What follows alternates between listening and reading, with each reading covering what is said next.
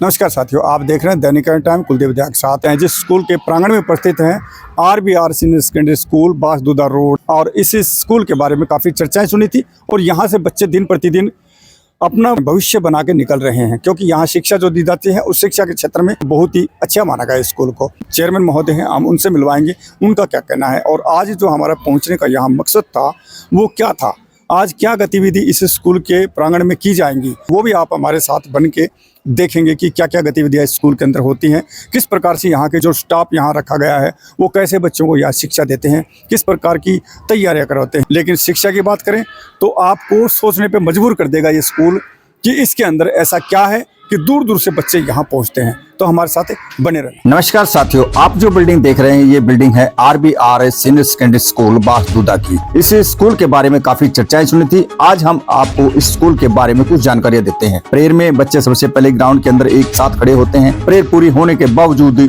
सभी बच्चे लाइन के द्वारा अपनी अपनी क्लासों में पहुंचते हैं। वहां पहुंचने के बाद मैडम शर्मिला जी बच्चों को वो शिक्षा देती है जिससे बच्चों का भविष्य बढ़े। आगे बढ़ते हुए ये हैं देवेंद्र जी, जो हैं गणित के अध्यापक, और ये वो सूत्र समझाते हैं कि बच्चे के भविष्य में कभी भी गणित के अंदर कोई बच्चा नहीं अटक पाएगा। फिर मीना मैडम जी बायोलॉजी अध्यापिका है। इस मैडम का तो कहना ही क्या है, इन्होंने पिछले काफी सालों से बच्चों को अपने द्वारा काफी अच्छी प्रकार से शिक्षा दी। बहुत ही ध्यानपूर्वक शांतिप्रिय ढंग से बच्चे यहाँ अपने लेक्चर को सुनते हैं। इसके अलावा यहाँ पे प्रिंसिपल विकास कुमार जी की निगरानी में पूरे स्कूल की देखरेख है और इसके साथ साथ अपने सब्जेक्ट में भी निपुणता से बच्चों को शिक्षा देते हैं। विकास जी का कहना है इस स्कूल के अंदर जो भी यहाँ एक्टिविटी होती है, हर एक्टिविटी मेरी निगरानी में होती है। ये है इस स्कूल की चेयरमैन मुकेश देवी जी, जिन्होंने अपनी कड़ी मेहनत से दिन रात करके इस स्कूल को आज सुर्खियों में रखा है, क्योंकि इन्होंने आज से कई वर्ष पहले इस स्कूल की नींव रखी थी और आज इस स्कूल में काफी बच्चे होने के बावजूद भी ये अपनी शिक्षा में पीछे नहीं रहती और हमेशा हर पार्टिसिपेट में अपने आप को भी रखती है, क्योंकि इनका कहना है मैं वो बेटी हूँ जिन्होंने इस क्षेत्र में नाम किया और बांसदूदा की बेटी हूँ। फिर नंबर आता है रिसेप्शन का। रिसेप्शन पे जो मैडम है ये भी अपना कार्य बड़े अच्छे तरीके से निभाती है, हर किसी की आने जाने की खबर रखती है। कि हमने आपको बताया था कि इस स्कूल के अंदर क्या प्रोग्राम रखा गया और फिलहाल हम आपके सामने हैं RBR सीनियर सेकेंडरी स्कूल बांसदूदा।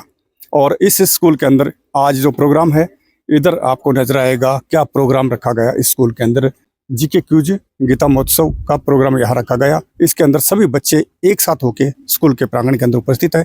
अभी उन बच्चों का जो भी यहाँ कार्यक्रम रखा वो हम आपको दिखाना चाहेंगे। विश्वास करता है वैसा वह बन जाता है।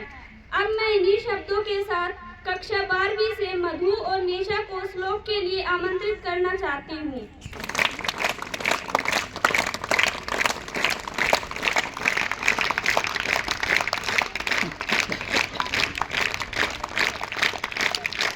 मैं मधु, मैं निशा। हम आपके सामने भारतीय संस्कृति के प्रमुख ग्रंथ श्रीमद् भगवद गीता के श्लोक प्रस्तुत करेंगे।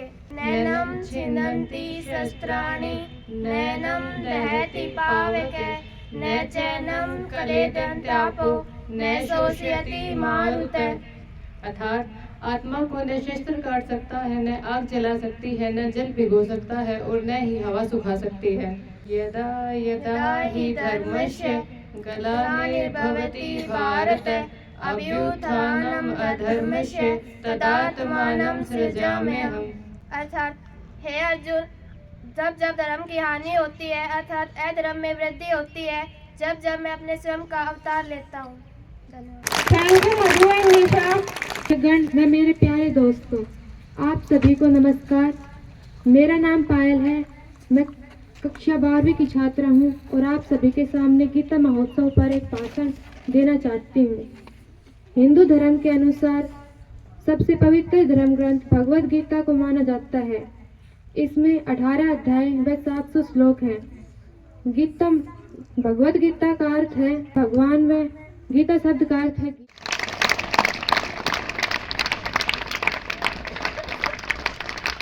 थैंक यू खुशी। अपना रास्ता नहीं भटक सकते यदि आपका नक्शा श्रीमद् भगवद गीता है। आप अंतिम समय में जब भीष्म पितामह सरसैया पर थे और जब पांडव उनसे मिलने आए थे, वो दृश्य अब आपके सामने प्रस्तुत करते हैं। युवराज मार्गदर्शन दीजिए हे पांडुपुत्र, हमें कभी भी अधर्म के मार्ग पर नहीं चलना चाहिए। हमें हमेशा धर्म का ही साथ देना चाहिए। अधर्म से कमाया हुआ धन ज्यादा लंबे समय तक नहीं चलता। हे द्रौपदी, तुम उपदेश के बीच में क्यों हंस रही हो? पितामह, भीष्म पितामह, तब मेरा भरी सभा में अपमान हो रहा था, तो तब आपका ज्ञान कहाँ था? हे द्रौपदी, उस समय मैंने दुर्योधन का अधर्म से कमाया हुआ अन्न खाया हुआ था।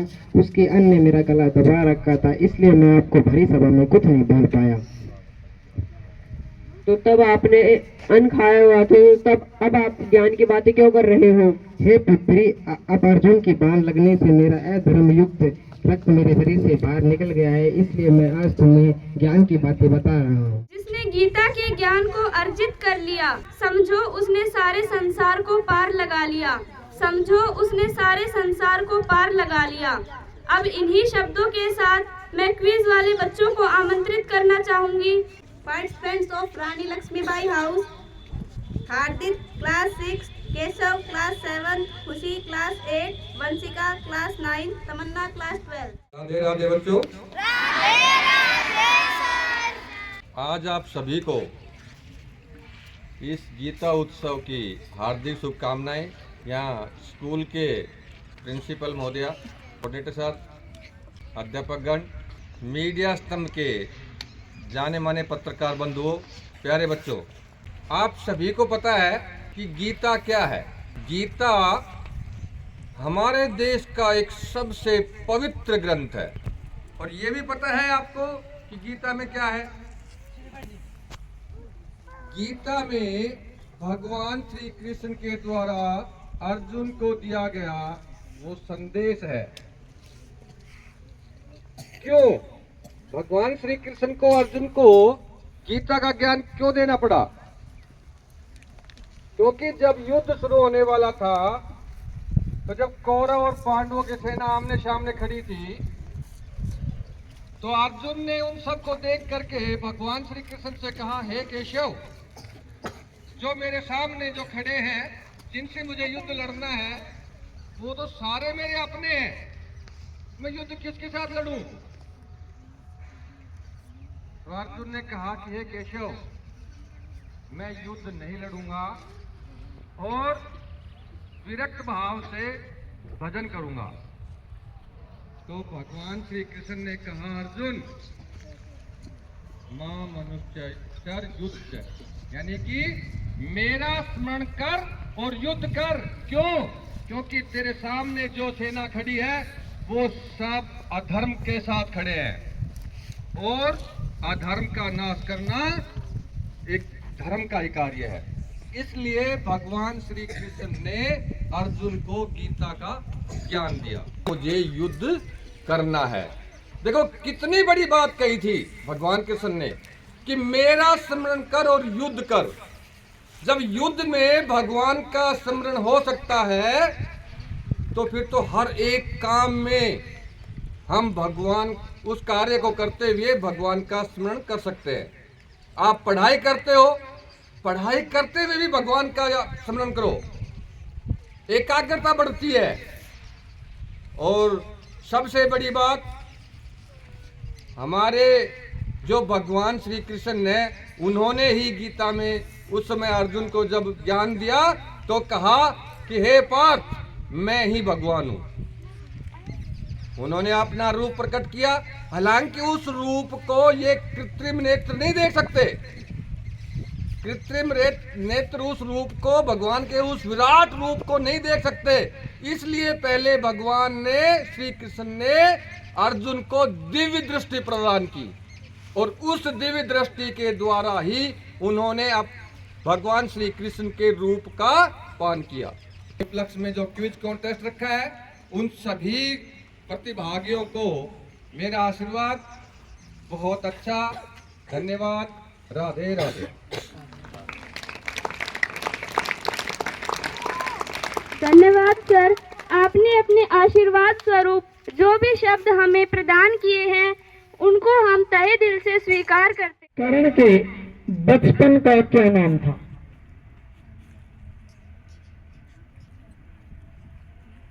कर्ण के बचपन का क्या नाम था? आप सही करके बोलिए, बोल आप सही रहे। वसु सेन करेक्ट आंसर है, जोरदार तालियां।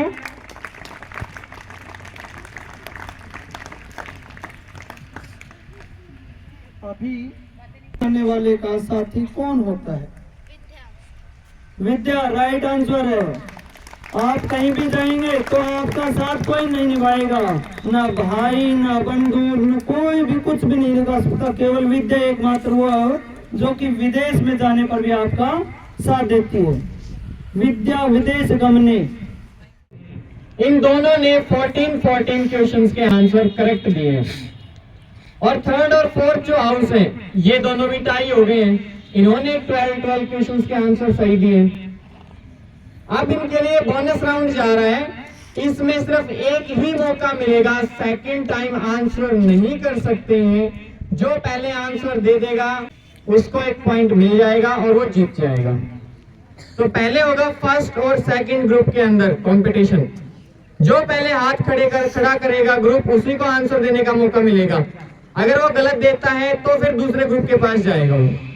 समझ गए? और हम क्वेश्चन किस में से पूछ रहे हैं पता है? जो हम डेली पढ़ते हैं ना, हमारी मॉर्निंग की जीएस क्लासेस होती हैं वीक में, उसी में से क्वेश्चन पूछेंगे इनसे। क्वेश्चन है आपके लिए, अभी हमारे इंडिया के सीजीआई यानी कि चीफ जस्टिस ऑफ इंडिया का क्या नाम है? Yes, very good, Suryakant. तो हमारे अब हमें फर्स्ट पोजीशन मिल गई है। सेकंड हाउस जो कि है भगत सिंह सदन, वो हमारी फर्स्ट पोजीशन पे है, ठीक है। और सेकंड पोजीशन पे कौन है? लक्ष्मीबाई सदन। अब दूसरा क्वेश्चन जा रहा है थर्ड हाउस और फोर्थ हाउस के लिए, ठीक है भाई। आप लोगों के लिए क्वेश्चन ये है, डेमोक्रेसी का फोर्थ पिलर या चौथा स्तंभ किसे कहा जाता है? बेटा आपने हाथ खड़ा नहीं किया, हाथ होने खड़ा किया है। तो भाई कौन जीता इस बार? छत्रपति शिवाजी हाउस है, ये थर्ड पोजीशन के ऊपर आ गया है और फोर्थ पोजीशन पे रहा है हमारे चंद्रशेखर आजाद सदन। तो क्लैप कीजिए बच्चों सभी इनके लिए। हम स्कूल की तरफ से जो गिफ्ट देना है बच्चों को गिफ्ट देते हैं, उसके बाद में फिर हम सभी क्लासेस में चलेंगे। और अपनी आज छुट्टी का टाइम भी होने वाला है थोड़ी देर में आपका, तो आपसे होमवर्क वगैरह आप नोट करके ले जाएंगे अपनी होमवर्क डायरी में, ठीक है। तो 2 मिनट वेट कीजिए, अभी सर लेके आ रहे हैं। सबसे पहले तो परम पिता परमात्मा को नमस्कार करती हूँ, जिन्होंने हमें इस जगह खड़े होने लायक किया है कि हम आप सभी के बीच में खड़े हुए हैं। उसके बाद साथी स्टाफगण और मीडिया बंधु जो हमारे बुलावे पर आए हैं, मैं आप सभी का अभिनंदन करती हूँ। प्यारे बच्चों, आज का जो कार्यक्रम है निश्चित तौर पर बहुत सुंदर कार्यक्रम था और इसके लिए जो हमारी टीम है जिन्होंने जी जान लगाई है, मेहनत की है, मैं उन सभी को बहुत बहुत बधाई देती हूँ, क्योंकि उनकी मेहनत के बिना आप कुछ नहीं कर सकते। आपकी खुद की मेहनत और आपके टीचर्स का मार्गदर्शन, ये सभी मिलाकर ही आप इस जगह पहुँच पाए हैं। तो इस गीता महोत्सव का जो आज कार्यक्रम था, सुंदर कार्यक्रम, इसके सफल आयोजन के लिए मैं जो चाहे तो वो टीम हमारी सजावट में लगी हुई थी, चाहे बच्चे तैयारी कर रहे थे, चाहे हमारे टीचर्स ने तैयारी करवाई है, या फिर तुम्हें स्टाफ मेंबर्स ऐसे जो तुम्हें स्कूल से घर ले जाते हैं और घर से स्कूल लेके आते हैं, उन सभी का बहुत तहे दिल से धन्यवाद करती हूँ। और आज आई हुई मीडिया टीम का भी बहुत बहुत धन्यवाद करती हूँ। वीकेंड जो प्रोग्राम है इसको खत्म करते करते अपने भारत माता के लिए जोरदार नारे लगाएंगे। एक बार खड़े होंगे सारे के सारे बच्चे। भारत माता की, भारत माता की, भारत माता की, वंदे। जिस प्रकार श्री कृष्ण ने अर्जुन से कहा था कि तुम अपना कार्य करते रहो, कर्म करते रहो, फल की इच्छा मत करो, उसी प्रकार प्यारे बच्चों और मेरे साथी स्टाफगण से मैं कहना चाहूंगी, आग्रह करना चाहूंगी कि आप अपना कार्य करते रहें, फल की इच्छा नहीं करनी, वो भगवान हमें अवश्य फल देंगे। इन्हीं शब्दों के साथ विराम।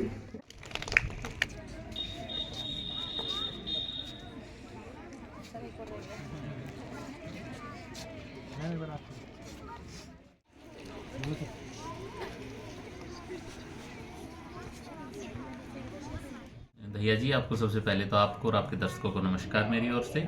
मैं विकास यहाँ इस विद्यालय में, आरबीआर विद्यालय में एकेडमिक डायरेक्टर की पोस्ट पर कार्यरत हूँ। और आज का कार्यक्रम आपने अपने सामने ही देखा। बच्चों ने स्वर्ण जयंती गीता महोत्सव के उपलक्ष्य में जो कार्यक्रम बच्चों ने किया, एक से बढ़कर के एक बच्चों ने अपनी तैयारियां कर रखी थी। और हम विद्यालय में आज ही नहीं, हर शनिवार को आधा दिन पढ़ा करके और आधा दिन बच्चों की हाउस मीटिंग या इस तरह की सप्ताह के दौरान होने वाली कोई भी कार्यक्रम है या कोई भी गतिविधि है, उसको हर शनिवार को हम करवाते हैं। इससे बच्चों का स्टेज पे जाने का मनोबल बढ़ता है, स्टेज पे जाने की झिझक उनकी जो है वो ख़त्म होती है।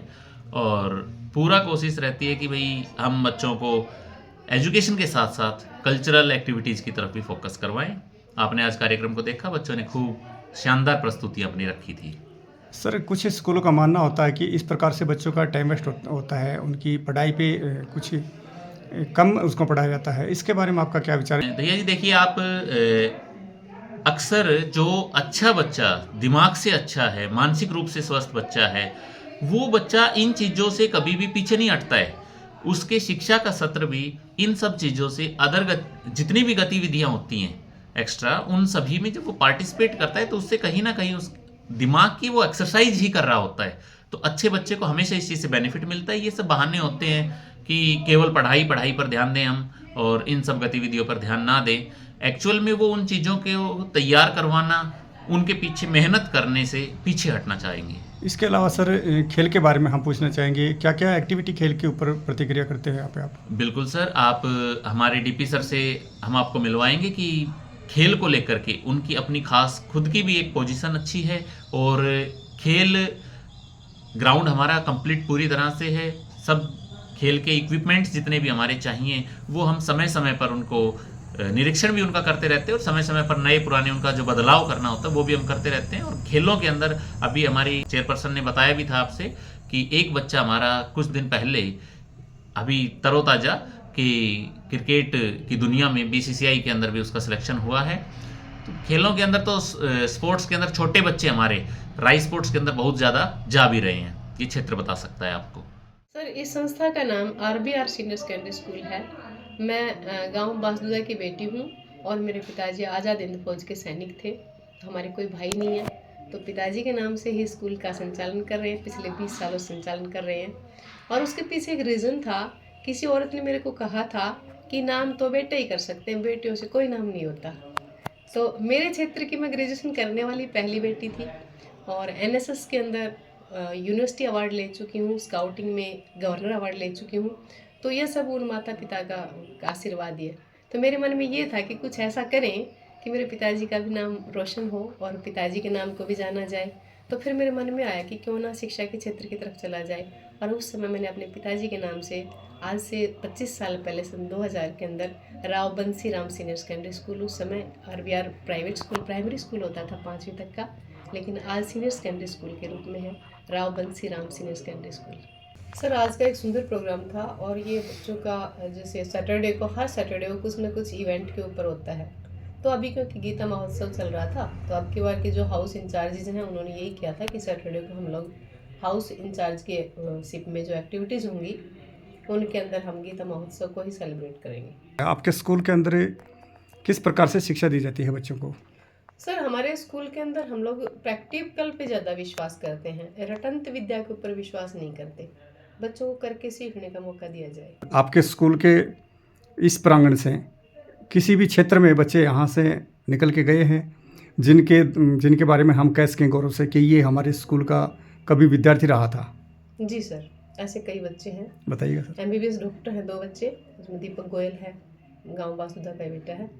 उसके बाद प्रेजेंटली इनकम टैक्स में सुपरिटेंडेंट की पोस्ट पर फिलहाल चंडीगढ़ जो बैठे हैं वो केशव गोयल RBR स्कूल के एक स्टूडेंट हैं। IITN है 2014 के, 2014 के IITN Krishna Kumar RBR school से निकले हुए हैं। और 2022 में बैंक PO के रूप में यहाँ की बेटी पूजा यादव ने भी अपनी सेवाएं दे रही फिलहाल भी। मैम, हम सुनते हैं तकरीबन कि बेटे अपने माता पिता का सपना साकार करते हैं जी, लेकिन आप एक इस क्षेत्र की बेटी होते हुए आपने आपके पिता का सपना साकार किया, तो इसके अंदर अहम भूमिका किनकी रही, बताएंगे? सर, अहम भूमिका सबसे पहले तो उस भगवान की और उसके बाद मेरे माता पिता की रही है। क्योंकि जिस समय मेरी स्टडीज़ हो रही थी, पढ़ाई हो रही थी, उस समय बहुत कम बेटियां पढ़ती थी। लेकिन मेरे माता पिता का सपना था कि हमारी बेटी पढ़े। और जब 10th क्लास हुई थी हमारे गांव के स्कूल से, उसके बाद हम मेरे ख्याल से 2 या 3 लड़कियां गई थी पढ़ने के लिए। 11th क्लास में हमें नारनौल जाना पड़ता था साइंस, मेडिकल साइंस लेकर। उसके बाद वो 2 लड़कियां मेरे साथ जो गई थी वो भी रह गई थी। मैं अकेली, बाद में मैं ही अकेली पढ़ी थी। तो इस क्षेत्र से ग्रेजुएशन करने वाली मैं पहली बेटी थी। स्कूल ऊंचाइयों को छूता जा रहा है दिन प्रतिदिन। इसका मेन श्रेय किसको जाता है? क्यों इस स्कूल को हमेशा टारगेट बनाया जाता है कि वहाँ पे एक बेहतरीन शिक्षा दी जाती है? बताइएगा इसके बारे में। सर, इसका मेन श्रेय है वो पेरेंट्स के विश्वास को कहूँगी मैं तो। माँ बाप ने विश्वास जताया है कि RBR स्कूल में हमारे बच्चों को अच्छी शिक्षा मिलती है।